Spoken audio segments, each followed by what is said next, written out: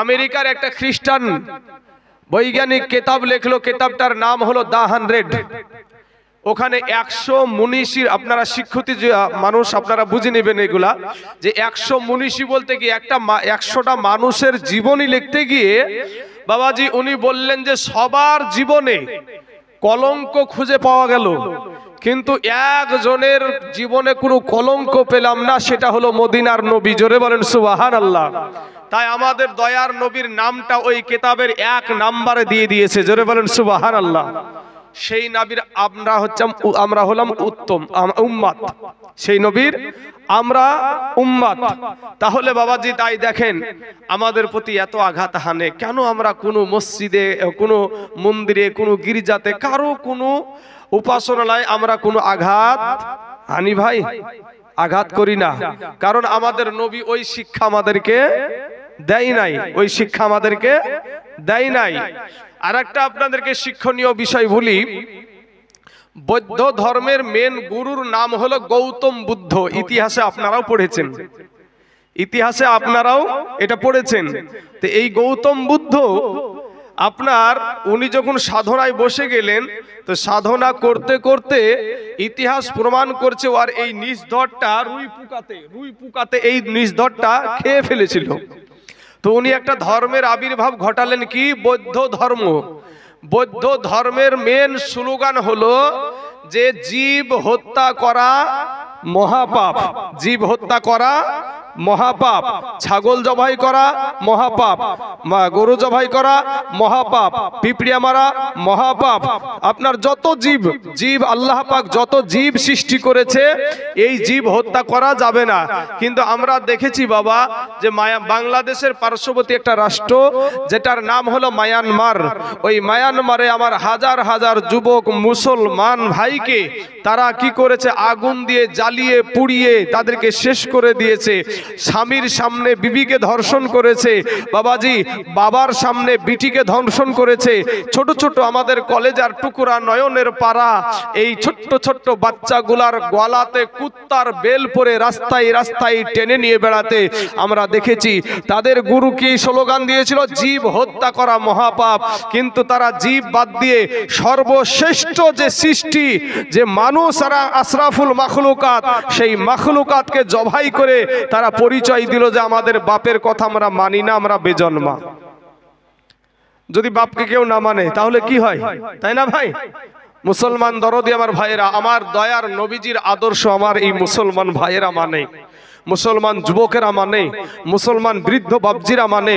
তাই আজ আমার এই লালবাগের যত যুব কমিটি ভাই, তোমরা যেই জিনিসটা আমি শুনলাম একটু আগে যে এইখানে বা তাই সেই যুবকগুলা এই দিনে এই রাত্রিতে অন্য পাপাচার কাজে লিপ্ত থাকতো, কিন্তু এই দিনটাকে তারা পাল্টিয়ে কি করেছে? ওয়াজ মাহফিলের একটা রাত্রি বানায়া দিয়েছে। জোরে বলেন সুবহানাল্লাহ। ভাই আলহামদুলিল্লাহ বলবেন না? একটু বলেন না আলহামদুলিল্লাহ। যেখানে কোরআন এবং হাদিসের আলোচনা হয় সেই জায়গায় বাবাজি এই জায়গাটার এই জায়গা নাই, এটা একটা জান্নাতের বাগানে পরিণত হয়েছে। জোরে বলেন সুবহানাল্লাহ।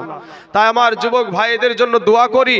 কিন্তু আশেপাশে যে সমস্ত যুবকেরা আপনারা এই অনুষ্ঠান করে ঘোরাঘুরি করছেন বা এদিকে ওদিকে বেরিয়ে বেড়াচ্ছেন, আপনাদেরকে বলবো ভাই সোনামণি, তোমরা এই স্টেজে প্যান্ডেলের কাছে চলে এসো। আলহামদুলিল্লাহ আজকে আমরা দোয়া করব ইনশাআল্লাহ আমাদেরকে আল্লাহ যেন এই সমস্ত পাপাচার থেকে, ওই সমস্ত পাপাচার থেকে যেন আল্লাহ আমাদেরকে হেফাজত করে। সকলেই বলেন আমিন। বাবাজি আমার নবীজির আদর্শ, আপনি ভাত খাবেন তাতে নবীজির আদর্শ আছে, আপনি ভাত খাবেন তাতে নবীজির আদর্শ আছে। ভাই আমরা ভাত খাই 5 আঙ্গুল দিয়ে, ঠিক না ভাই? 5টা আঙ্গুল লাগাই, কিন্তু আমার দয়ার নবীজি বললেন 3 আঙ্গুলে ভাত খাওয়া সুন্নাত। দেখেন সেই জামানায় বৈজ্ঞানিক ছিল না, আর বৈজ্ঞানিক হলো আমাদের নবী। কথা বলেন ঠিক না বে ঠিক? বৈজ্ঞানিক হলো আমাদের নবী। তো বৈজ্ঞানিকরা চিন্তা করলো যে কেন মুহাম্মদ সাল্লাল্লাহু আলাইহি সাল্লাম 3 আঙ্গুলে খাবার খেতে বললেন? বলেন তো ভাই, 5 আঙ্গুলে ভাত বেশি উঠবে না 3 আঙ্গুলে? 3 আঙ্গুলে ভাতটা বেশি উঠবে। তো যদি 3 আঙ্গুলে ভাতটা বেশি হয় তাহলে আমাদের ওই ভাতটা বা খাবারটা এই যখন আমরা দাঁতে দিব তো দাঁতের চিবানোটা ভালো হবে না খারাপ হবে? নিশ্চয় ভালো হবে নাকি ভাই? নিশ্চয় ভালো হবে। তাহলে যদি চিবানোটা ভালো হয় তাহলে আমাদের যে লিভার ফাংশনটা আছে সেই লিভারে খাবারটা গিয়ে এর হজম করতে কি কষ্ট হবে না সহজ হবে ভাই? নিশ্চয় সহজ হবে। তাহলে বৈজ্ঞানিক হলো আমাদের নবী। তাহলে ভাত খাওয়াতে আমার নবীজির আদর্শ আছে। আপনি কেমন পোশাক পরবেন তাতে নবীজির আদর্শ আছে। আপনি কিভাবে পেশাব পায়খানায় যাবেন তাতে নবীজির আদর্শ আছে। আপনার বাবা আপনার মা তাদের সঙ্গে কেমন ব্যবহার দেখাবেন তাতে নবীজির আদর্শ আছে। আপনি সন্তানের সঙ্গে কেমন ব্যবহার দেখাবেন তাতে নবীজির আদর্শ আছে। সন্তানকে কোন শিক্ষায় শিক্ষিত করবেন, কোন শিক্ষা দিবেন তাতে নবীজির আদর্শ আছে। আপনার বিবির সাথে আপনার ঘরের ওয়াইফের সঙ্গে আপনি কেমন ব্যবহার দেখাবেন তাতে নবীজির আদর্শ আছে। আপনার পাড়া প্রতিবেশীর সঙ্গে আপনি কেমন ব্যবহার দেখাবেন তাতে নবীজির আদর্শ আছে। এ বাবাজি বৃদ্ধ বাপজিদের সঙ্গে কেমন ব্যবহার দেখাবেন তাতে নবীজির আদর্শ আছে। এতিমদের সাথে কেমন ব্যবহার দেখাবেন তাতে নবীজির আদর্শ আছে। এমনকি বাবাজি আপনি গোসল করবেন তাতে নবীজির আদর্শ আছে। আপনি ওযু করবেন তাতে নবীজির আদর্শ আছে। পৃথিবীর বুকে বাবাজি যা কিছু আছে সব কিছুর মধ্যে আমার দয়ার নবী আপনার নবীর আদর্শ আছে। জোরে বলেন সুবহানাল্লাহ। এমনকি বাপ চুল কাটাতেও নবীর আদর্শ আছে। চুল কাটা সুন্নতি চুল কাটা আছে ভাই, সুন্নতি চুল কাটা আছে, কিন্তু ওটাতে আমরা বৃদ্ধা আঙ্গুলি দেখাইয়া আমাদের ঘরের সন্তান যুবক ছেলেরা যায় সেলুনে। সেলুন বুঝছেন তো ভাইজান? তো সেলুনে যাচ্ছে, নাপিতকে গিয়ে বলছে, নাপিত ভাই আমাকে বান্দর কাট দেন নাহলে হনুমান কাট দেন। মাথার ভিতরে ভাই টিকটিকেও এখন বানাচ্ছে। কি গো চাচা? মাথার ভিতরে এখন টিকটিকেও বানাচ্ছে। দেখবেন আল্লাহর দেওয়া রং পছন্দ হয় না, কুত্তার লেজের মতন রং করে রাস্তায় ঢং করে মোটর সাইকেল নিয়ে দিল টান, নিজেকে খুব হ্যামসাম মনে করে। কবরে যাইয়া দেখো ভাই বাঁশের লাঠি রেডি। কবরে যাইয়া দেখো তোমার যৌবনের বাহাদুরি মাস্তানি না করে। বাবা আমার ভাই আপনারা কেউ আমার দুশ্মন না, আপনাদের পা দুখানা আগায়া দেন, আপনাদের পায়ে হাত দিয়ে বলি ভাই আল্লাহর গোলাম হয়ে যান। আমরা সবাই আল্লাহর গোলাম। বান্দা মানে কি? গোলাম। বান্দা মানে গোলাম, আল্লাহর আমরা গোলাম। তো সেই গোলাম হয়ে যান, নিজেকে বাবাজি একবারে বিলায়া দেন, দিলখানা নরম করে দেন, তওবা করে আল্লাহর কাছে ক্ষমা চান। ভাই কবরের কঠিন আযাব সহ্য করতে পারবো না রে ভাই, এত কঠিন আযাব, ওই কঠিন আযাব আমরা একটা সেকেন্ডের সহ্য হবে না ভাই। শোনা, আজকে তুমি যৌবনের বাহাদুরি দেখাও। আমরা ভাই ফেরাউনের চাইতে আমরা বড় মস্তান না, ফেরাউনের চাইতে আমরা বড় মস্তান না। ফেরাউন কি বলতো জানেন? আনা রব্বুকুমুল আলা, আমি সবচাইতে বড় আল্লাহ। জোরে বলেন নাউজুবিল্লাহ। এই ফেরাউন কি বলছে? যে আমি সবচাইতে বড় আল্লাহ, আমার আল্লাহকে পানিতে চুবাইয়া মেরেছে। এরপরে আমার আল্লাহ পাক রব্বুল আলামিন বাবাজি আরেকটা তার আল্লাহ আরেকটা মানুষ সৃষ্টি করেছিল যার নাম হলো নমরুদ। এই নমরুদ বেটাকে এ আল্লাহর সাথে বলেছিল ডাইরেক্ট যুদ্ধ করব। তা আল্লাহর সাথে যুদ্ধ করতে বাবাজি যখন ডাকলো, তো আমার আল্লাহ আর মতন ছলিমদ্দি কলিমদ্দি ডেড় ব্যাটারের কাছে আসবে ভাই। আমার আল্লাহর বাবাজি একটা সৃষ্টিন মশা, এই মশা দুনিয়াতে পাঠিয়ে দিলেন। নমরুদের যত সৈন্য ছিল সব সাইজ করতে করতে একটা ন্যাংড়া অসুস্থ মশা, ভাই ন্যাংড়া মশা। সেই অসুস্থ মশা বলছে আল্লাহ গো আমার জন্য তুমি কাউকে রাখোনি। তো আল্লাহ বলছে তোর জন্য প্রধানমন্ত্রী আছে। কে? নমরুদ। ওই নমরুদ যাই লুকিয়ে আছে, যাইয়া বাবাজি আল্লাহর ইশারা, অমাকারু অমাকারাল্লাহু আল্লাহু খায়রুল মাকিরিন। আমার আল্লাহর ইশারায় বাবা যায় একবারে কপালে বসেছে, যেমন মারতে যাবে কি ভানাত করে উড়িয়ে গেল ভাই লাখের ভিতর দিয়ে মাথার মগজে। তো যখন আমাদের মশা, তো যখন আমাদের শরীরে ভাই ইঞ্জেকশন দেয়, তাহলে কি বলেন তো আমরা কি সেই মশাটাকে মারতে চাইতো নাকি? মশা প্রত্যেকটা মানুষের শরীরে বসলি ইঞ্জেকশন দেওয়ার চেষ্টা করে, তো ইঞ্জেকশন দিচ্ছে, চুমিয়ে তো আর খাই না। তো এবার এই মাথার মগজে ভাই ইঞ্জেকশন যখন শুরু করেছে, এত বড় মস্তান আল্লাহর সাথে যুদ্ধ করবে, এত বড় মস্তান, তখন বলছে এই আমার মাথাটা টিপরে, এই মাথাটা টিপরে, এই মাথাটা টিপরে। আর একবার বলছে যে আমার মাথায় মার, এই মাথায় মার করতে করতে আর একবার বলছে জুতিয়ে দিয়ে মার। ভাই বলেন তো জুতিয়ার বাড়ি খুব সম্মানীয় নাকি ভাই? হ্যাঁ, এত বড় মস্তান তখন বলছে যে জুতিয়ার বাড়ি মার। যেমন জুতিয়ে দিয়ে দিয়েছে বুঝতে পেরেছেন, আর ঠান্ডা হয়ে গেছে। তাহলে এরা জুতা খাওয়া পার্টি, এরা জুতা খাওয়া পার্টি। ভাই শোনা, আপনারা আমি বলবো যে ফেরাউনের চাইতে নমরুদের চাইতে আমরা বড় মস্তান না, আমাদের চাইতে বড় মস্তান ছিল আবু জেহেল, আবু লাহাব, উতবা, শাইবা। তাই বাবাজি আমার আল্লাহ তাদেরকেও দুনিয়া থেকে বিদায় করে দিয়েছেন। শুধু তাই নয়, ও যুবক ভাইয়েরা, নওজোয়ানেরা, তরুণরা, বৃদ্ধ বাবজিরা, আমার আব্বা জানেরা, আপনার আমার চাইতে টাকাওয়ালা ব্যক্তি ছিল সাদ্দাত। নিজে দুনিয়াতে ভাই জান্নাত তৈরি করেছিল, নিজে দুনিয়াতে আল্লাহর জান্নাতকে বৃদ্ধা আঙ্গুলি দেখাইয়া নিজে দুনিয়াতে জান্নাত তৈরি করলো। তো জান্নাত তৈরি করার পরে জান্নাতে যখন প্রবেশ করবে, জান্নাত তো দেখবে, তো জান্নাত দেখার পরে দেখার জন্য যখন আপনার ধাপিতে পা রেখেছে, এমত অবস্থায় এক পা ভিতরে আরেক পা বাইরে, তো আরেকজন বলছে, আল্লাহ বলছেন যে আজরাইল যাও তুমি ওকে ধরো। তো আজরাইল বলে আল্লাহ গো এত সাদ করে ঘরটা বানালো, জান্নাত বানানো, একটু দেখার সুযোগ দেন। বলে আমার সাথে টেক্কা নিয়েছে, ও আজরাইল তুমি ধরো। ওইখানে ওকে শেষ। কবি বলছেন কোটি টাকার মালিক দেখো, কোটি টাকার মালিক দেখো, এ অভাব হয় না দূর, আর গরিবি ঘুমায় আরাম করে মনটা বাহাদুর। ফেরাউনের লাশটা দেখো, ফেরাউনের লাশটা দেখো, ভাইরে মিশর জাদু ঘরে এ খাই না মাটি পোকা মাছি সবাই ঘৃণা করে। হৃদয় থাকিতে যার, ভাইরে হৃদয় থাকিতে যার, এ নম্রতা সদা এ রহমত আসিবে সে তা প্রভুর ওয়াদা। বড়র বড়াই থাকলে দিলে, এ বড়র বড়াই থাকলে দিলে, ভাইরে রহমত আসবে না। আর নিজেকে নিজে ছোট মনে করিও সদা। উঁচু জমিন থেকে পানি, উঁচু জমিন থেকে পানি এ নিচু জমিনে যাই, তেমনি কইরা খোদার রহমত আছে নম্রতা হৃদয়। ভোগ বিলাসের বাড়ি গাড়ি, এ ভোগ বিলাসের বাড়ি গাড়ি, এই পড়ে রবে সব, এ থাকতে সময় স্মরণ করো আল্লাহ আমার রব। কিছু কথা বুঝছেন বাবাজি? একটু বুঝিয়েন বাপ।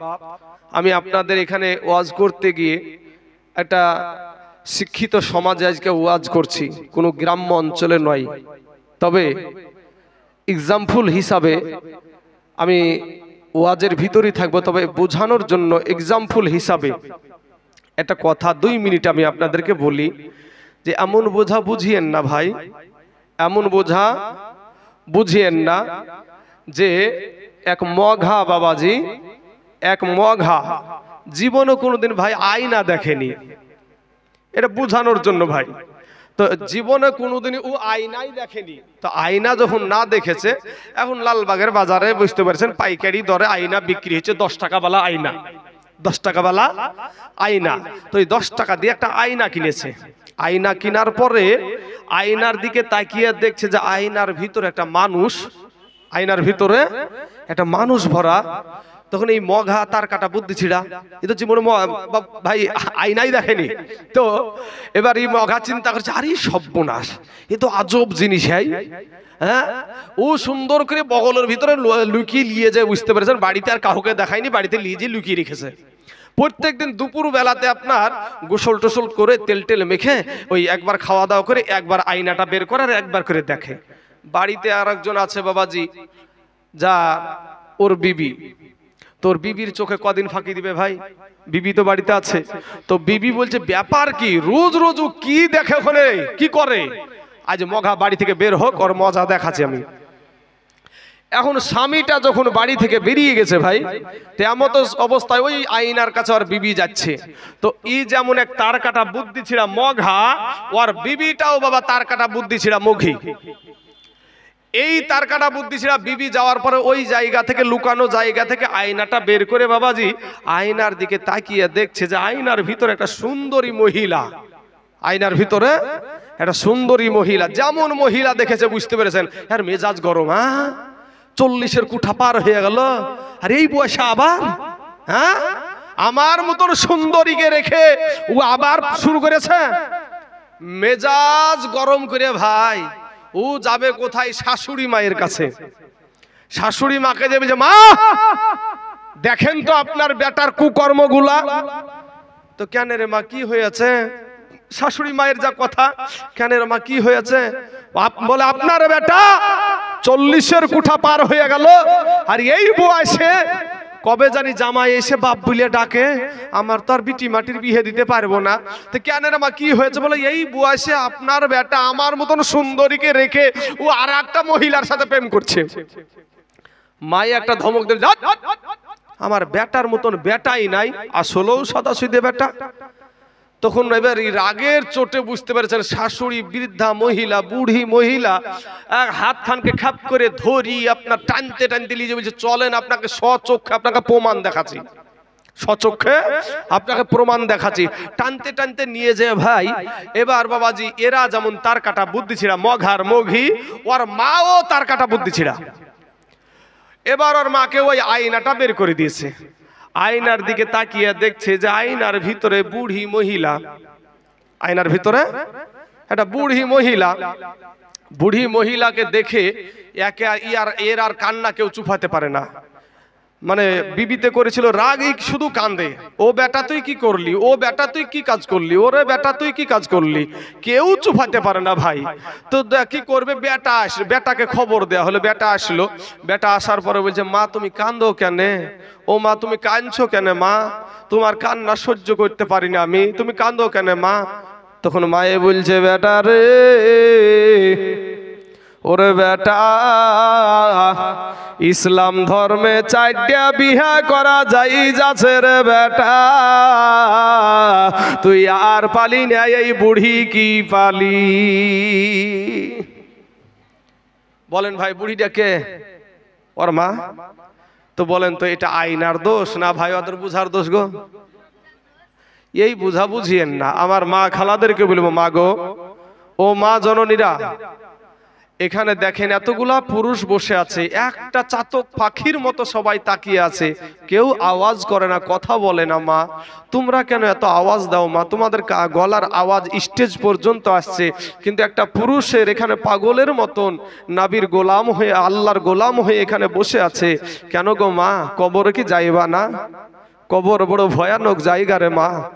নবীর আদর্শে আদর্শিত হয়ে যাও, মা ফাতেমার আদর্শই আদর্শিত হয়ে যাও। কখন জানি মা গো, ও মা আমরা যদি মারা যাই তাহলে বাবা আমাদেরকে 3খানা কাফন দেওয়া হবে, আর একটা মা যদি মারা যায় তাহলে মায়েদেরকে দেওয়া হয় 5খানা কাফন, এর বেশি আর কিচ্ছু দিবে না, এর বেশি আর কিচ্ছু দিবে না। তা কবি বলছেন, একদিন সাদা কাপড় পরায়া মুর্দার খাটে উঠায়া, একদিন সাদা কাফন পরায়া মুর্দার খাটে শোয়ায়া, কবরেতে করবে রে দাফন।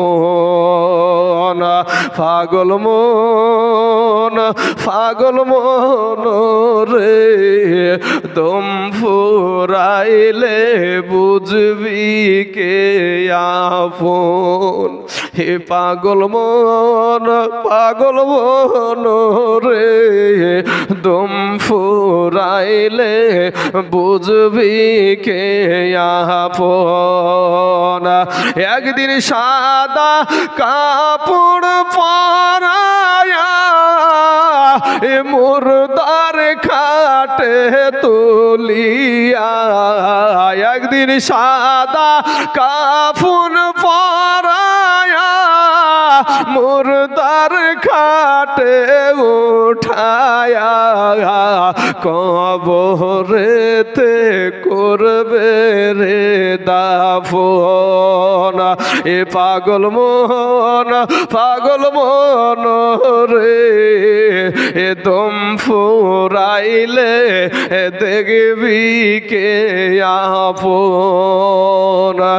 যারা তোমার অতি আপন, তারাই তোমাদের পরাবে কাফন, এ যারা তোমার অতি আপন, তারাই তোমাদের পরাবে কাফন, এ কবরেতে করবে রে দাফন। একদিন সাদা কাফন পরায়া এই মসজিদের খাটলাই উঠায়া কবরেতে করবে রে দাফন। অবুঝমন রে দম ফুরাইলে বুঝবি কে আপন। বাবারা ওগো আমার পর্দার আড়ালের মা খালা গো, শুনে জানা যে রাতের বেলা এই দুনিয়াটা কিছুই না রে মুমিন। এরে আমার নবীর পাগলের দল, আমার নবীর আদর্শের মালাটা একটু গলায় পরিয়ে নাও রে বাবা, আমার নবীর সুন্নাতের মালাটা একটু গলায় পরিয়ে নাও। ও মুসলমান, আমার নবী কেমন আদর্শবান, আমার নবী কেমন আদর্শবান, আপনার নবী কেমন আদর্শবান একটা বার বলি গো বাবা।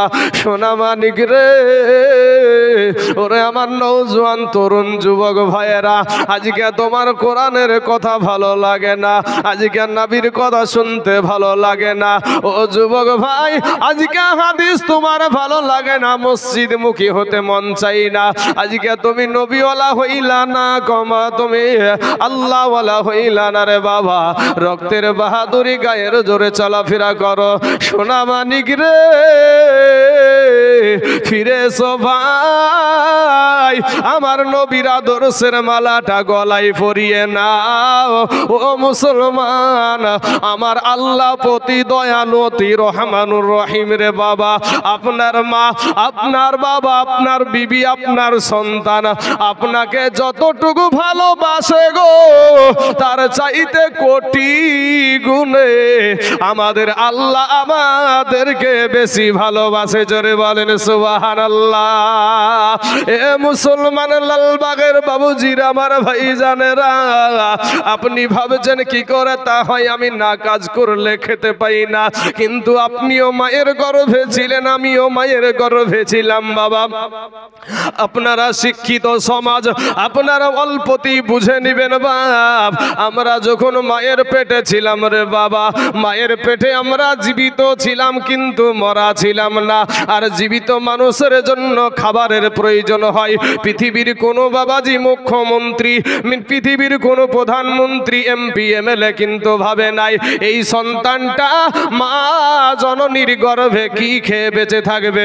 এই খাবারটা কেউ দুনিয়ার না ভাবলে কি হবে। ও বাবাজি, এই খাবারটা আমার আল্লাহ ভেবে রেখেছে। জোরে বলেন সুবহানাল্লাহ।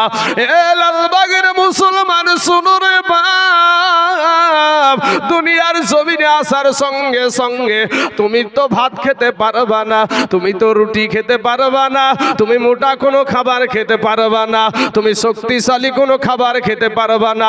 আমার আল্লাহ বলে, বান্দা রে, আমি আল্লাহ তোকে বড় আদর করে সৃষ্টি করেছি রে বান্দা।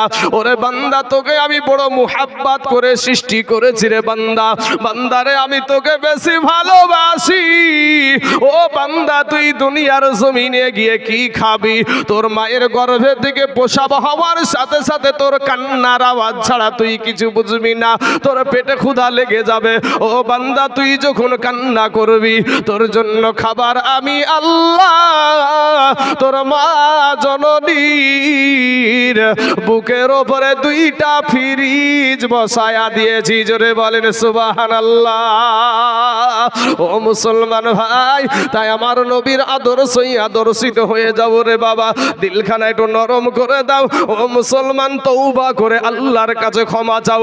তওবা করে যদি একটা আল্লাহর গোলাম যদি চোখের পানি ছেড়ে দেয়, আল্লাহকে যদি বলে, আল্লাহ গো, জীবনে বহুত গুনাহ করেছি গো আল্লাহ, ও গো আল্লাহ, তুমি আমার জীবনের গুনাহ মাফ করে দাও। এ বাবাজি চোখের পানি যদি ছেড়ে দেন, এই চোখের পানিটা আল্লাহর কাছে এত প্রিয়, চোখের পানিটা গালে আসতে দেরি হবে, আমার আল্লাহর আপনাকে ক্ষমা করতে দেরি হবে না। জোরে জোরে বলুন সুবহানাল্লাহ। মুসলমান বাবাজির আমার ভাই যারা, ওই আল্লাহকে পেতে হলে আমার দয়ার নবীর আদর্শকে আগে মানতে হবে। আল্লাহ কোরআনে বলছেন, কুল ইন কুনতুম তুহিব্বুনাল্লাহ ফাত্তাবিউনি ইউহিব্বুকুমুল্লাহ ওয়া ইয়াগফির লাকুম যুনুবাকুম ওয়াল্লাহু গফুরুর রহিম। আমার আল্লাহ নিজে ওয়াজ করছে, নিজে বায়ান করছে, বলছে হে হাবিব আপনি বলুন আমি আল্লাহকে যদি পেতে হয়, সুতরাং বাবা আল্লাহকে যদি আমরা পাওয়ার চেষ্টা করি, আল্লাহকে যদি আমরা পাইতে চাই, তাহলে আল্লাহ নিজে শিক্ষা দিচ্ছেন, বান্দারে তুই সর্বপ্রথম তোর নবীর ইত্তেবা কর। জোরে বলেন সুবহানাল্লাহ। সর্বপ্রথম কার ইত্তেবা? আমার নবীজির ইত্তেবা। নবীকে অনুসরণ করতে হবে। নবী কেমন ভাবে ব্যবহার করেছে মানুষের সঙ্গে, নবী কিভাবে চলাফেরা করেছে মানুষের জনগণের মধ্যে, সেই আদর্শটা আমাদেরকে মেনে নিতে হবে। আমার দয়ার নবী, আপনার নবী, আমার নবী, সারা কুল কাইনাতের নবী, ওই নবী একদিন বাবাজি একটা জংলার পাশে নামাজ আদায় করছে। দেখেন আমার নবীর আদর্শ, আমরা সেই নবীর আদর্শ মেনে চলি। আমরা মুসলমান, ওই নবীকে আমরা মেনে চলি। সেই নবীর আদর্শ দেখুন কত সুন্দর। আমার নবীজি যখন নামাজ পড়ছে, সেজদায় গিয়েছে বাবা, এমত অবস্থায় কাফের বেদিন আবু জাহেল, এই আবু জাহেল একটা পাথর, একটা গাছের আড়াল থেকে বাবাজি একটা পাথর নিয়ে আমার নবীকে নিশানা করে আপনার পাথরটা ছুঁড়ে দিয়েছে। আপনার নবী, আমার নবী যখন সেজদা থেকে মাথা উঠাতে যাবে কি বাপ, এমন সময়তে ওই পাথরটা এসে আমার নবী, আপনার নবীর এই কপাল মুবারকে লেগে গেছে বাপ। কপালে যখন লেগে গেছে, আপনার নবী, নূর নবী, আমার নবী, সেই নবী বাবাজি কপালটা চেপে ধরেছেন। কপালটা চেপে ধরে ডানে তাকাচ্ছেন, বামে তাকাচ্ছেন। নবীজির আব্বাজান ছিল না বাবা, নবীজির মা ছিল না। কবি বলছেন, হে বাল্যকালে হে মা বাবা যারো মহারে রে, তাহার মতো দুঃখী নাই রে জগতে। আমার নবী, আপনার নবী, দয়ার নবী গো, আমার নবীর আব্বা ছিল না রে ভাই, মা জননী ছিল না। কপালটা চেপে ধরে ডানে তাকায়, বামে তাকায়, আর একটা আওয়াজ দেয়, তোমরা কারা গো, আমাকে তোমরা এই বাবু মারলা, আমাকে কেন তোমরা এরকম করে মারলা? আমি তো কোনো রকমের অন্যায় করি নাই, কোনো অপরাধ করি নাই, কেন গো তোমরা আমাকে এই বাবু মারো? বাবাজি এদিক ওদিক খেয়াল করতে করতে দেখছে একটা গাছের আড়াল থেকে ওই কাফের বেদিন আবু জাহিল, ওই আবু জেহেল বাবা আমার নবীর দিকে তাকায়া খিলখিল খিলখিল খিলখিল খিল করে হাসছে রে বাবা। আপনার নবী, আমার নবী একটা ডাক দিয়া বলছেন, ও গো চাচা, আপনি আমাকে এরকম করে মারলেন গো চাচা। চাচা গো, আমি তো কোনো অন্যায় করিনি, কোনো অপরাধ করি নাই গো চাচা। চাচা আপনি তো জানেন আমার মা নাই, ও চাচা আপনি তো জানেন আমার আব্বা নাই, এরপরও আপনি আমাকে এইভাবে মারলেন গো চাচা। এ বাবাজি খিলখিল করে হাসতে হাসতে ওই আবু জাহেল চলে গেল। এখন নবীজির আব্বা নাই, মা নাই, জংলার পাশে বসা। আমার নবীজি হাত মুবারক দিয়ে কপালটাকে চেপে ধরে আছে রে ভাই। এমন সময়তে আমার দয়ার নবী, আমার মায়ার নবী, ওই নবীর বাবা বাবা শরীর দিয়ে রক্ত বের হয়ে দাড়ি ভিজে যাচ্ছে রে বাবা। এই কপালটাকে চেপে ধরে কোথায় যাবে? কোনো হসপিটালে না, কোনো নার্সিং হোমে না, টুক টুক টুক টুক করে মনের ব্যথা নিয়া আমাদের দয়ার নবী বাবা জঙ্গলার ভিতরে চলে গেল। জঙ্গলার ভিতরে গিয়া একটা গাছের সাথে হিলান দিয়ে বসে আছে। বাপ, আজ আমরা সেই নবীকে চিনি না রে ভাই। আজ সেই নবীকে আজ মুহাব্বত করতে পারি নাই, নবীর শানে দুরুদ পড়তে পারি নাই। আজকে নবীকে আপনার বনের পশু পর্যন্ত চিনে, কিন্তু আমরা মানুষ সেই নবীকে চিনতে পারি না। সেই নবীর আদর্শ আজ আমাদের ভিতরে নাই রে ভাই। সোনা মানিক রে, ওরা আমার কালেমার ভাই। এমন সুমাতে বনের পশু গুলা এসে আমার দয়ার নবীকে ঘেরাও করে আছে, বসে গেছে বাবা। কেউ কাউকে আর আক্রমণ করে না। হরিণ হরিণের জায়গায়, বাঘ বাঘের জায়গায়, সবার চোখ দিয়া অঝর নয়নে পানি, সবার চোখ দিয়ে অঝর নয়নে পানি। আকাশের পাখি গুলা একত্রিত হয়ে গিয়ে সবার চোখে পানি। এইদিকে আমার নবীজি রক্ত বেবে বেবে বাবা যখন শরীর দিয়ে ঝরতাছে, এমন সময়তে আমার দয়ার নবীর কষ্ট দেখে আল্লাহর ফারিস্তাদের ঢল নেমে গেছে। জোরে বলেন সুবহানাল্লাহ। একটা ডাক দিয়ে বলে, ইয়া রাসূলুল্লাহ, ইয়া হাবিবাল্লাহ, নবী গো, আপনি একটা বার শুধু অর্ডার করেন গো নবী, একটা বার শুধু হুকুম দেন গো নবী। আমাদের এই পরের আপাখার বাড়ি দিয়া এই কাফেরদের গোষ্ঠীকে একেবারে নির্বংশ করে দেব। আমার নবী, আপনার নবী কত আদর্শবান নবী গো। আমার নবীর কত সুন্দর আদর্শ দেখেন। বলে, জিবরাইল রে, ওরে জিবরাইল, না রে না, আমি ধ্বংস করতে আসি নাই, আমি তাদেরকে শেষ করতে আসি নাই।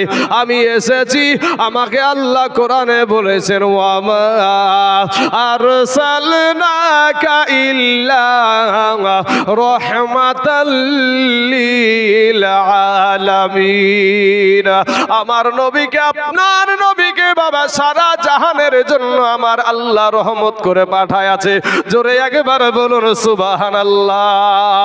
ওই নবীজি বলে, জিবরাইল, আমি ধ্বংস করতে আসি নাই, আমি তাদেরকে মারতে আসি নাই। ওরা আমাকে চিনে না, ওদেরকে আমি বুঝাইয়া বুঝাইয়া আমি তাদেরকে কালেমা পড়ে মুসলমান বানিয়ে তাদেরকে নিয়ে আমি জান্নাতে যেতে চাই। জোরে জোরে বলুন সুবহানাল্লাহ। আজকের সমাজে বাবা যদি এইরকম দশা ঘটে, বলেন তো ভাই, এইরকম আদর্শ আমি মৌলবি হলেও কি পারবো নাকি? না রে বাবা না, আমার নবীর আদর্শের সাথে তুলনা হয় না। আমার নবী তখন জিবরাইলকে ডাক দিয়ে বলে, জিবরাইল রে, আমার মায়াতে, আমার মুহাব্বতে বনের পশুরা আমার কাছে চলে এসেছে। এরে জিবরাইল, আমার মুহাব্বতে, আমার ভালোবাসাতে আকাশের পাখিরা পর্যন্ত ডালে এসে বসে গেছে। সবার চোখে পানি, সবার চোখে পানি রে জিবরাইল। ওরে জিবরাইল, তোমরা এসেছো আমার প্রতি মায়া করে, একটা বার বলো গো জিবরাইল, আমার এই রক্ত দেখে আমার আল্লাহর কি মায়া লাগেনি? জিবরাইল একটা পাখার বাতাস দিয়া বাবা আল্লাহকে গিয়ে বলে, আল্লাহ গো, তোমার বন্ধুর রক্ত বাড়ায়, তোমার বন্ধুর শরীর দিয়া রক্ত বের হয়, ওগো আল্লাহ, তোমার কি মায়া লাগে নাই? তোমার কি মায়া লাগে না? আমার আল্লাহ বলেছিল, জিবরাইল রে, যা আমার বন্ধুর মা নাই রে, আমার বন্ধুর আব্বা নাই রে জিবরাইল। আমার বন্ধু যদি এখন বলে এখন আমি কিয়ামত আরম্ভ করে দেব রে জিবরাইল। জিবরাইল এসে বলছে ইয়া রাসূলুল্লাহ, ইয়া হাবিবাল্লাহ, নবী গো, আল্লাহ আরো আপনার প্রতি মায়া লেগেছে গো নবী, আপনি যেটা চাইবেন সেটা আল্লাহ দিবে আপনাকে। আমাদের নবী আপনাদের নবী বাপ, সারা কুল কায়নাতের নবীর আদর্শ দেখেন। আমার নবী ডাক দিয়ে বলে জিবরাইল, ওরে জিবরাইল, আমার আল্লাহকে গিয়া বল আমার এই রক্তের বিনিময়ে আমার গুনাহগার উম্মতদেরকে আল্লাহ জামিন দিবেনি। জোরে বলেন একবার সুবহানাল্লাহ। নবীজির মহব্বতে বলেন না একবার সুবহানাল্লাহ। হ্যাঁ বাবাজি, মা আয়েশা বলছেন, মা আয়েশা বলছেন যে ইউসুফ নবীকে দেখে 40 জন নারী বাবাজি একটা আপেল কাটতে গিয়ে, একটা আপেল কেটে খেতে গিয়ে ইউসুফ নবীর চেহারা দেখে আপনার এমন ভাবে ছুরি মেরেছিল, আঙ্গুল কেটে হাত কেটে পড়ে গিয়েছিল, টের পেয়েছিল না। মা আয়েশা বলছে ওই নারীগুলা, ওই মহিলাগুলা যদি আমার দয়ার নবীকে দেখতো, আমাদের নবীকে দেখতো, ওই মহিলাগুলা কলেজা কেটে ফেলতো, তারপরেও টের পেত না। জোরে বলেন সুবহানাল্লাহ। কবি বলছেন দেখিয়া মন ভরে না গো নবী, দেখিয়া মন ভরে না যেথায় আমার শাহে মদিনা, বাজান যেথায় আমার শাহে মদিনা। ভাইরে ইয়া বাবিল রাম এ থাকে রাওয়া যায়,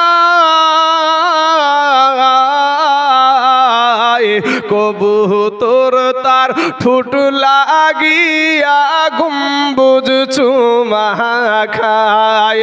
বাইরে ইয়া বাবিলরা থাকে রাওয়া যায়, কবুতর তার ঠোঁট লাগিয়া গম্বুজ চুমা খায়। বাইরে আমরা মানুষ কপাল পুড়া, আমরা মানুষ কপাল পুড়া, ওই নাবিরে চিনিলাম না যেথায় আমার শাহে মদিনা, বাজান যেথায় আমার শাহে মদিনা। বাইরে হিজরতের পাহাড়ে মাকড়ো সাহায়, কবুতর তার ডিম পাহাড়িয়া বসিল সেথায়। বাবা গো হিজরতের পাহাড়ে মাকড়ো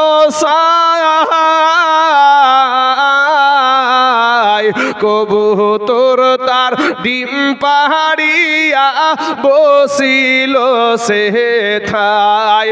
নাবির দুয়াই কবুতর হাজিরা খাওয়াই খানা যেথায় আমার শাহে মদিনা, বাজার যেথায় আমার শাহে মদিনা।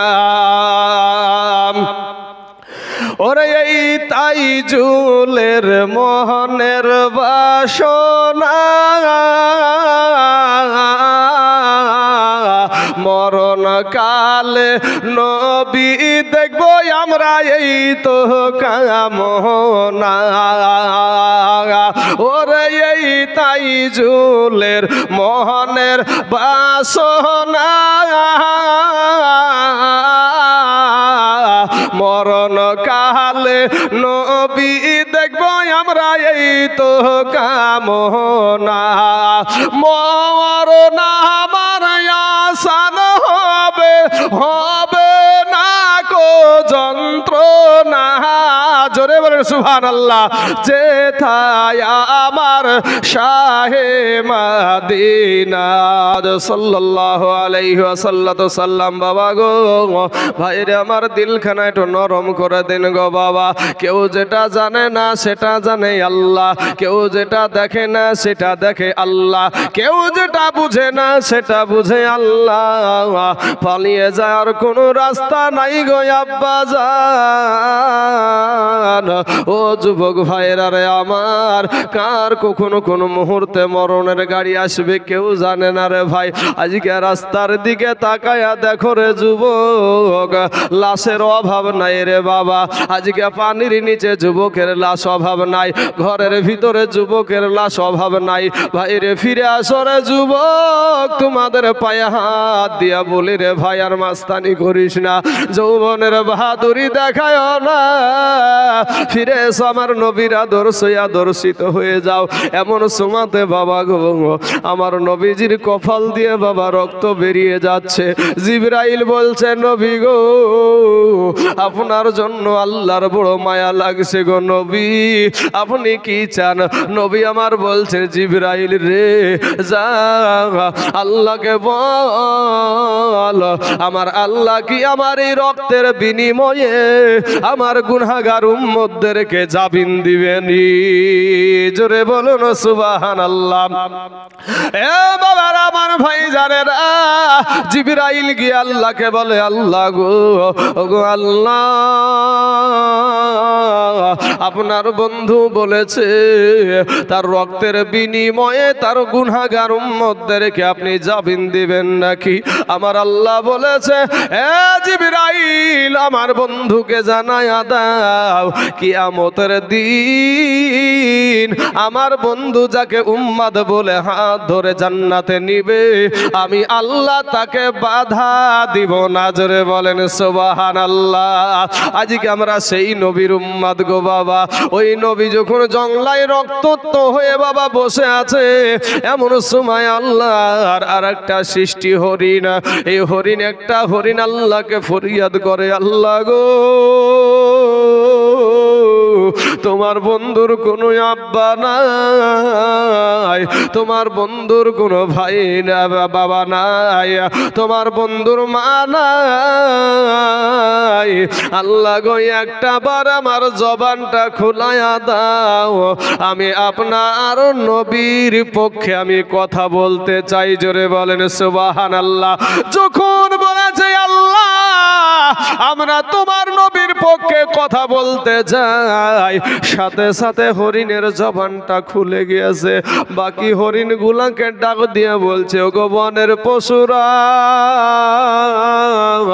ও বনের পশুরা তোমরা শোনো গো, তোমরা শোনো। এই বাবু যদি আমরা এখানে বসে থাকি আমার দয়ার নবীর কোনো সেবা হবে না, যত্ন হবে না। একটা বার তার চাচাদেরকে খবর দেওয়া লাগবে, নচে তাকে সেবা করার মতন কেউ নাই। তাহলে সেখানে যাবে কে? ওই জবানওয়ালা হরিণটা বলছে আমার জীবনের কোনো মায়া নাই, আমি যার জন্য দুনিয়াতে এসেছি ওই নবীর জন্য যদি আমি মারাও যাই এরপরও আমি সেখানে যেতে চাই। জোরে বলেন সুবহানাল্লাহ। এ বাবাজি ওই হরিণ মুসলমান যুবক রে আমরা নবীর পক্ষে যেতে চাই না রে ভাই। আজকে যদি নবীর পক্ষে যদি যেতে চাইতাম, আজকে ডিসেম্বর মাসের শেষ তারিখ বাবা, আজকে রাত্রিটা বাবা গো কালকের রাত্রি পড়ে গেছে আরবির দিক দিয়া, কিন্তু বাবা কিন্তু ইংরেজির দিক দিয়ে আজকের রাত্রিটা বাবা রাত 12টার পরে পরিবর্তন হবে। কিন্তু মুসলমানের ঘরের সন্তান কত পার্কে ঘোরাঘুরি করছে রে বাবা, কত গুনহার কাজে লিপ্ত হয়ে আছে। কিন্তু লালবাগের জমিনে এখানকার যুবকদের আদর্শ দেখেন, আল্লাহ এদেরকে হেদায়াত দান করেছে। আমরা সকলেই আরো দোয়া করি, আরো যত যুবক এই দেশে আছে সমস্ত যুবককে যেন আল্লাহ হেদায়াত দান করে, জোরে বলেন আমিন। এ মুসলমান বাবাজিরা, আমার ভাই জানেরা, ওই নবীর পক্ষে আমরা যেতে চাই না রে বাবা।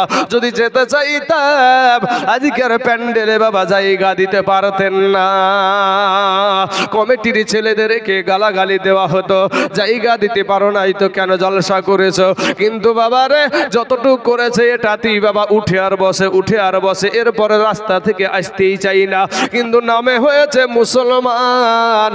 কিন্তু আব্বা গো, ও আব্বা জান, আপনারা আমার কালেমার মুসলমান ভাই বাবা, আপনারা আমার কেউ দুশমন না।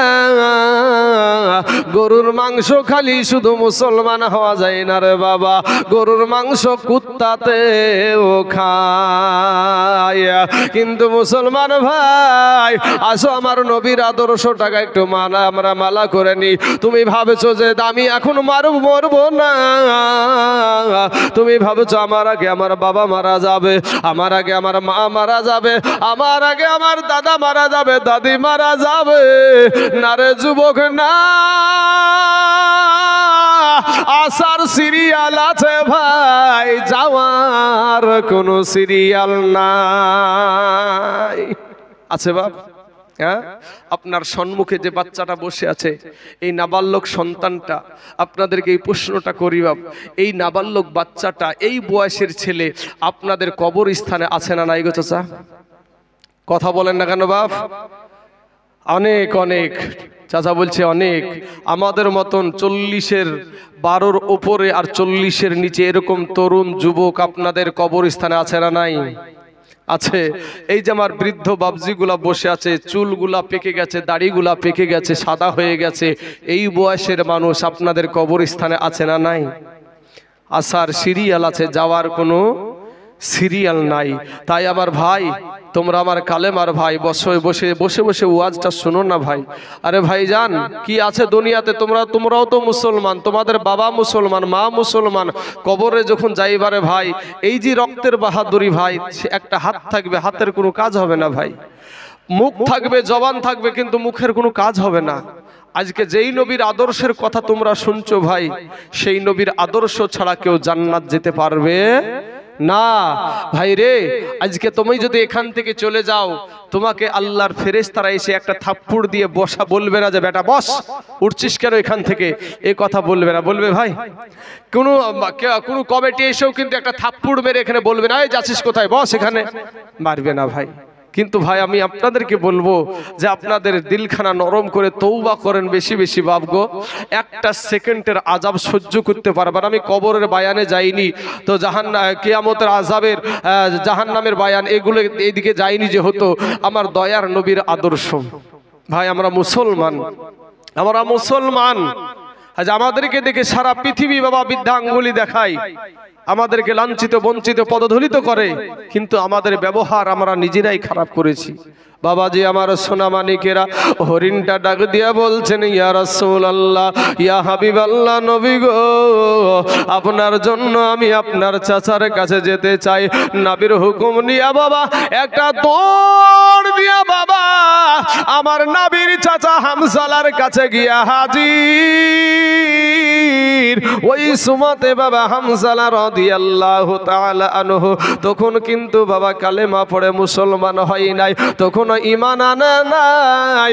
তীর নিয়া ধনুক নিয়া বাবা আপনার হরিণ শিকার করতে বের হচ্ছে বাড়ি থেকে। ইতিমধ্যে দেখে বাড়ির দরজায় হরিণ এসে হাজির। এবার ওই হামজালা নবীর চাচা আপনার কি করলো, কি তীরে ধনুকটা আপনার হরিণের দিকে নিশানা লাগিয়েছে। যেমন আপনার এম করতে শুরু করেছে, এমন সুমাতে হরিণ একটা আওয়াজ দিল, হামজালা গো, তুমি আমাকে তীর মেরো, ঠিক আছে, তুমি আমাকে তীর মেরে শেষ করে দিও, তাতেও কোনো আমার দুঃখ আসবে না, কিন্তু হামজালা আমি পালিয়ে যাব না, তবে আমার কাছে দুইটা কথা শুনে না। বাবা একটা হরিণ আমার নবীর মোহাব্বতে জীবন দিতে রাজি গো। আজ আমরা মুসলমান হইয়া সেই নবীর পক্ষে কথা বলতে চাই না বাবা। কত রকমের অন্যায় হয়, অপরাধ হয়, কতজনে কত গালি দেয়, দোষ লাগবে বলে এড়িয়ে চলে যায়। কয়দিন আর দুনিয়ার জমিনে বাজবারে বাবা। হরিণের সম্মুখে যখন কথা শুনেছে হামজালা ডাকা বিষয়টা বুঝতে পেরেছে কি ব্যাপার, কি ব্যাপার। হঠাৎ হরিণের জবানে কথা, তীর ধনুকটা নামিয়ে নিয়ে বাবা হরিণের জবান থেকে কথা শুনতে আরম্ভ করলো। হরিণের দুই চোখ দিয়ে বাবা অঝর নয়নে পানি, অঝর নয়নে পানি। ডাক দিয়ে বলে হামজালা গো, তোমার ভাতিজা, তোমার ভাতিজা কোথায় তুমি কি জানো? বলে না জানি না, আমার ভাতিজা কোথায় আছে জানি না। হরিণ একটা ডাক দিয়া বলে হামজালা গো, ওই কাফের বেদির আবু জাহেল তোমাদের মতন চাচা থাকতে তাকে মেরে আঘাত করে তাকে ক্ষত বিক্ষত করে রক্তাক্ত করে দিয়েছে, জঙ্গলার মাঝে পড়ে আছে। হে মুসলমান, ওই আব্বা জান গো, হামজালাকে ডাক দিয়ে বলছে হামজালা গো, ওই নবীর আব্বা না, ওই নবীজির মা নয়, আপনারা থাকতে কেন এরকম করে মারে? এবার আপনার হামজালা রাদিয়াল্লাহু তাআলা আনহু ডাক দিয়া বলে হরিণ রে, তোকে আমি আর স্বীকার করব না, যা তোকে আমি ছেড়ে দিলাম, চলে যা। তুই যখন আমার ভাতিজার পক্ষে কথা বলেছিস তোকে ছেড়ে দিলাম। এ বাবারা, আমার নবীর পক্ষে কথা বললে বাবা দুনিয়ার সবাই ছেড়ে দেয় রে কি বাবা, কিন্তু কিছু মানুষ আছে তারা নবীর দুশমন রয়েছে। আজকে আমি নবীর পক্ষের মানুষের সঙ্গে কথা বলছি বাপ। আমার আব্বা জানের গো, তাদেরকে নবীজির বায়ানগুলা শোনাচ্ছি বাবা। আমার দয়ার নবী মায়ার নবীর চাচা জানা হামজালা একটা দৌড় দিয়া বাবা আমার নবীর কাছে আর গেল না, সর্বপ্রথমে আবু জাহেলের কাছে গিয়া হাজির। আবু জাহেলকে ডাক দিয়া বলে আবু জাহেল রে, বল আমার ভাতিজা কোথায়? আবু জাহেল দাঁত কেলায় আর বলে কেন, আমি যদি না বলি তুমি কি করবা? সাথে সাথে হামজালা বাবা তার হাতের তরবারি দিয়া, তরবারিতে খাপ লাগানো অবস্থায় মাথার দিকটা ধরে ডামার দিয়ে বাবা এমন ভাবে আপনার ওই আবু জাহিলকে আঘাত করেছে রে বাবা। আবু জাহেলের কপালটা ফাটিয়া দিয়েছে। আবু জাহেল বলে হামজালা, তোর হাতে ধরি পায়ে ধরি রে হামজালা, আমাকে আর মারিস না, আমি বলে দিচ্ছি, আমি বলে দিচ্ছি। বলে অমুক জঙ্গলার কাছে তাকে মেরেছি, কানতে কানতে কোথায় গিয়েছে বলতে পারবো না। হামজালা বলে আবু জাহেল রে, যদি আমার ভাতিজার কিছু হয়ে যায় তোকে এই দুনিয়ার জমিন আর আস্ত রাখব না। একটা দৌড় দিয়া বাবা ওই জঙ্গলার কাছে হামজালা হাজির। দূর থেকে আমার দয়ার নবী, আমার মায়ার নবী, আমার রহমতের নবী গো, ওই নবীর আব্বা ছিল না, মা ছিল না রে বাবা, তারপরও বাবা কারো জন্য কাঁদে না। আমাদের নবী আমাদের জন্য জমিনে সেজদায় পড়ে কাঁদে রে বাপ। আজ সেই নবীর প্রতি মুহাব্বত আমাদের অন্তরে নাই, সেই নবীর প্রতি ভালোবাসা আমাদের অন্তরে নাই। ফিরে আয় রে মুসলমান, ফিরে আয়, তোমাদের পা দুখানা গায়া দাও রে ভাই। আজকে তোমাদের পায়ে হাত দিয়া বলি বাপ, আমার নবীর আদর্শই আদর্শিত হয়ে যাও। ইহ জগৎ সুন্দর হবে, পর জগৎ সুন্দর হবে। মুসলমান বাবাজিরা আমার ভাই জানেরা, এমন সুমাতে ইন্দিবিন টাইমে বাবাজি আবার দয়ার নবীজি দূর থেকে বাবা চাচাকে দেখে দাঁড়িয়ে গিয়া বাবা দৌড়ে গিয়া নাম চাচার কোমর কাটা ধরে বুকের সাথে জড়ায়া ধরে বলে, চাচা গো, গো চাচা, আপনারা থাকতে আমাকে এই বাবু মারে গো চাচা। এবার হামজালা বলে, ভাতিজা তুমি কষ্ট নিও না, দুঃখ নিও না ভাতিজা গো, আমি আবু জেহেলের মাথা ফাটায়া দিয়েছি। আমার নবী, আপনার নবীর আদর্শ কত সুন্দর। আমার নবী বলছেন, চাচা গো, আমি প্রতিশোধ নিতে চাই না। জোরে জোরে বলুন সুবহানাল্লাহ।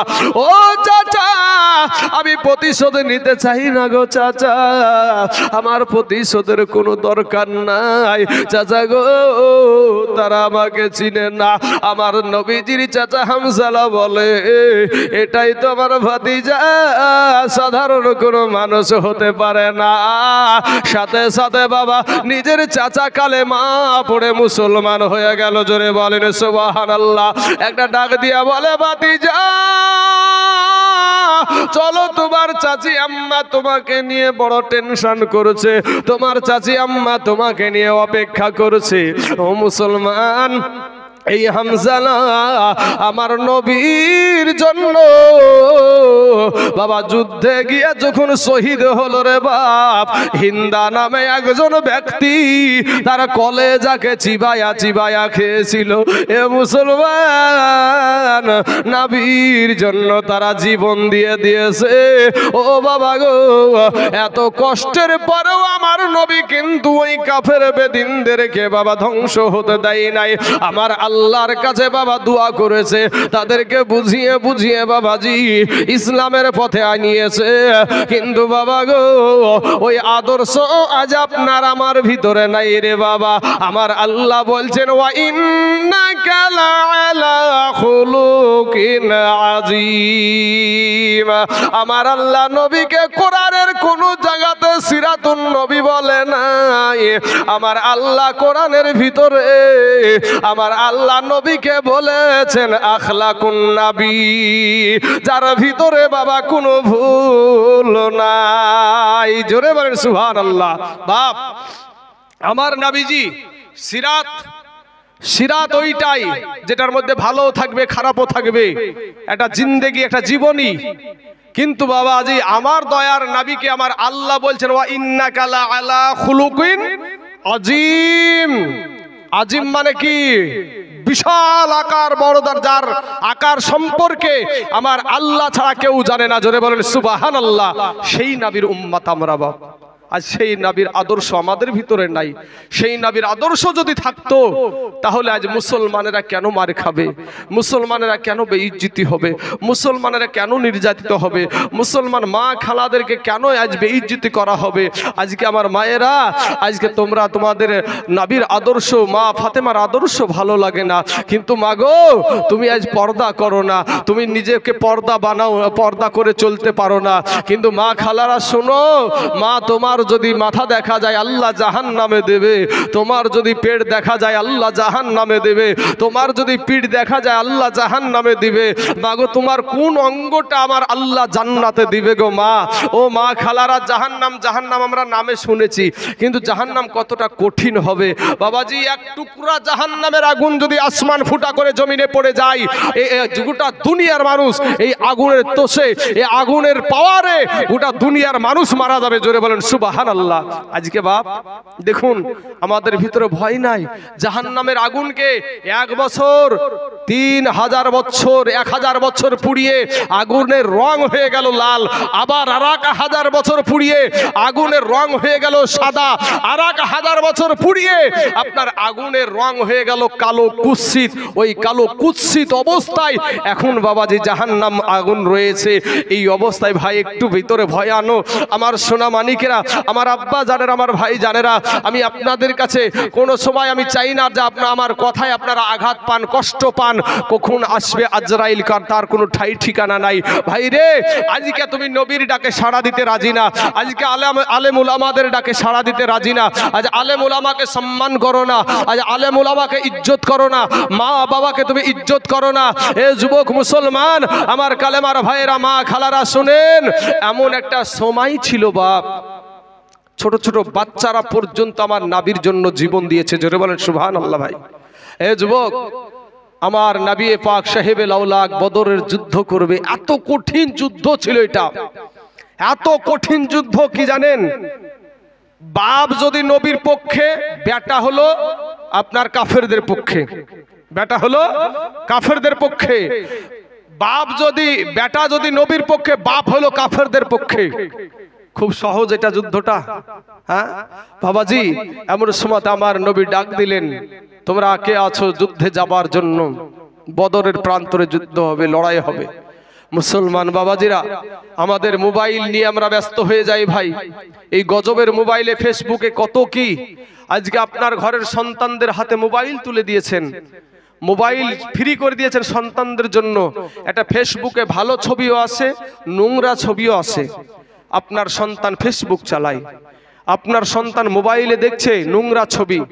এই ছবি দেখে এই ছেলেটা কি হবে, আপনার বিবেককে জিজ্ঞেস করেন। আমি বলবো না ভাই, এ কথা আমি বলছি না। আপনার বিবেকের আদালত আমার আল্লাহ দিয়েছে, প্রত্যেকটা মানুষের বিবেকের আদালত আছে। সেই বিবেকের আদালত থেকে একটু চিন্তা করে দেখেন যে ওই মোবাইলটা চালালে, বৈজ্ঞানিক বলছে ব্রেনের ক্ষতি, চোখের ক্ষতি, হার্টের ক্ষতি, এত ক্ষতি। পড়াশোনা তো বাবাজি গেছি, পড়াশোনা তো গেছি বাপ। আজকে বাবাজি এলিমিয়াতওয়ালা কিতাব পড়ানোর মতো যোগ্যতা আজকে শিক্ষক পাওয়া যায় না, না আছে জেনারেলের ভিতরে, না আছে আরবিকের ভিতরে। আজকে আপনি দেখেন, নজর করে দেখেন, ভালো একটা শিক্ষা প্রতিষ্ঠান চালাতে গিয়ে বাবাজি ভালো শিক্ষা হয় না, সব মোবাইল নিয়ে ব্যস্ত। শুধু মোবাইল, মোবাইল আর মোবাইল। এই গজবের মোবাইলে সব শেষ করছে। মুসলমান ভাই, আমার আব্বা জানেরা, শুনেন, আপনার সন্তান, আপনার সন্তান, আমি এই বদরের ঘটনাটা বলবো, তবে বাবাজি তার আগে আপনার সন্তানটার কথা একটু বলি।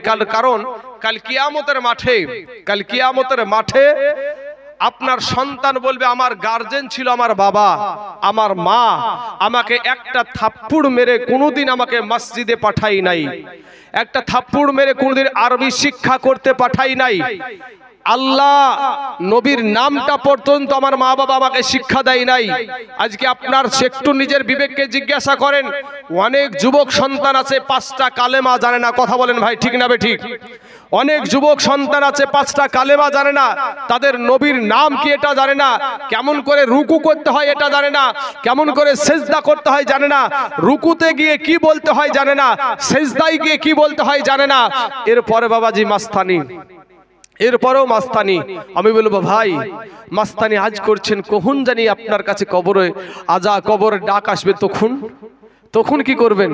হ্যাঁ, যৌবনের বাহাদুরি আর কয়দিন। কবি বলছেন, ও তোর গহানা দিন ফুরায়া যাবে, যৌবনে লাগিবে ভাটি, ওই যে দেখো ডাকিতেছে তোমার কবরের মাটি, ওই যে দেখো ডাকিতেছে তোমার কবরের মাটি। বাইরে সন্ধ্যার আগে যেদিন এ ডুবিবে বেলা, এক মুহূর্তে শেষ হইবে তোমার রঙ্গেরি মেলা। যুবক রে, সন্ধ্যার আগে যেদিন এ ডুবিবে বেলা, এক পলকে শেষ হইবে বাবা মতিঝিল পার্কের মেলা। তোমরা কাহার মারো এ জোরে ধমক,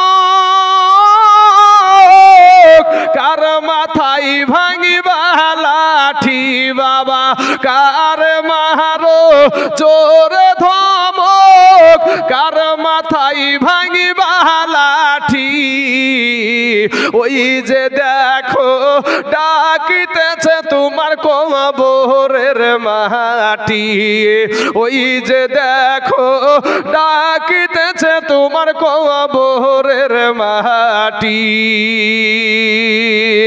ভাইরে ভুইরা মর তুমি এই মায়ারি পিছে, এত আশা ভালোবাসা সবই যে মিছে। বাবু গো ঘুইরা মরেন আপনি এই মায়ারি পিছে,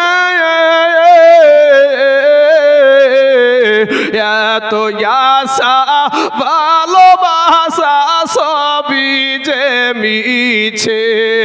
কোনদিন জানি আইসা পড়ে